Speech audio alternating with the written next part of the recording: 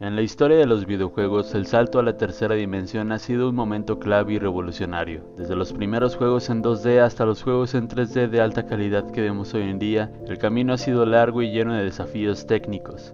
Pero, ¿cómo fue que los desarrolladores lograron hacer la transición a los juegos en 3D? ¿Qué técnicas tuvieron que utilizar para hacer juegos realistas y convincentes en un mundo tridimensional? En este video vamos a explorar los inicios de la era del 3D en los videojuegos y cómo se superaron los obstáculos para lograr una experiencia de juego verdaderamente inmersiva. El desarrollo de la tecnología de gráficos 3D ha sido clave en la evolución de los juegos. En los primeros años, los juegos en 3D eran limitados por la capacidad de procesamiento de los ordenadores y por falta de capacidades gráficas avanzadas. Los primeros juegos en 3D utilizaban técnicas como el rendering por software, que dependía completamente de la potencia del procesamiento de la CPU. El rendering por software es una técnica utilizada para crear gráficos en 3D en la que todo el procesamiento se lleva a cabo en la CPU. En este método, la CPU se encarga de calcular la posición y apariencia de cada polígono en la escena, y de combinar esta información con las texturas y la iluminación para producir la imagen final. El proceso de rendering por software es computacionalmente intensivo y requiere una gran cantidad de recursos de la CPU. Esto significa que los gráficos generados por software suelen ser menos detallados y tienen una menor tasa de cuadros por segundo en comparación con los otros métodos de renderizado por GPU.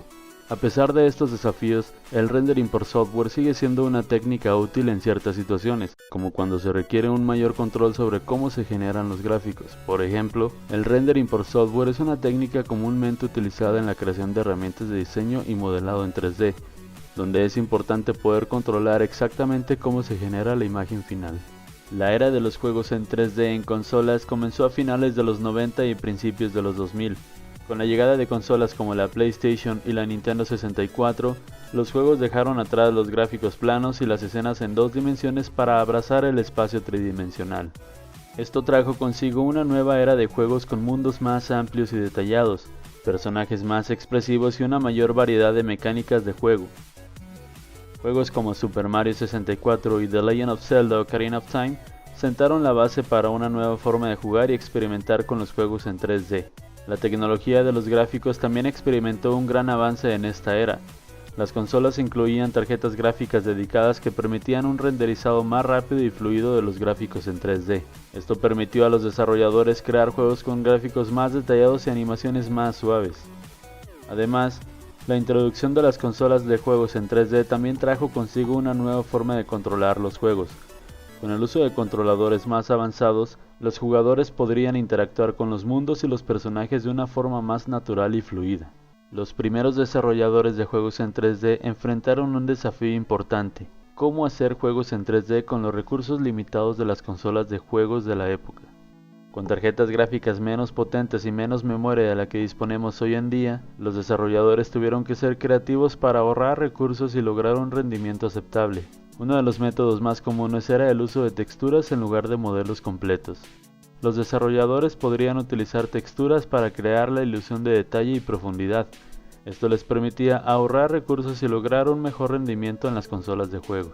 Otro método que se utilizaba para ahorrar recursos era el uso de modelos simplificados para los personajes y objetos en el juego. En lugar de crear un modelo completo con muchos polígonos, los desarrolladores podrían utilizar modelos con menos polígonos para lograr un rendimiento aceptable. También se utilizó la técnica de borrado de dibujado para ahorrar recursos. En lugar de dibujar todos los objetos y personajes en el juego en cada fotograma, los desarrolladores podrían utilizar el borrado de dibujado para ocultar partes del juego que estaban fuera del campo de visión del jugador y ahorrar recursos. Los primeros juegos en 3D fueron un hito importante en la historia de los videojuegos. A través del tiempo, se han desarrollado técnicas y tecnologías avanzadas que han permitido a los juegos en 3D alcanzar niveles de realismo y detalles impresionantes. Sin embargo, los primeros juegos en 3D sentaron las bases para estos avances y son un recordatorio de la creatividad y el ingenio de los desarrolladores de juegos de la época.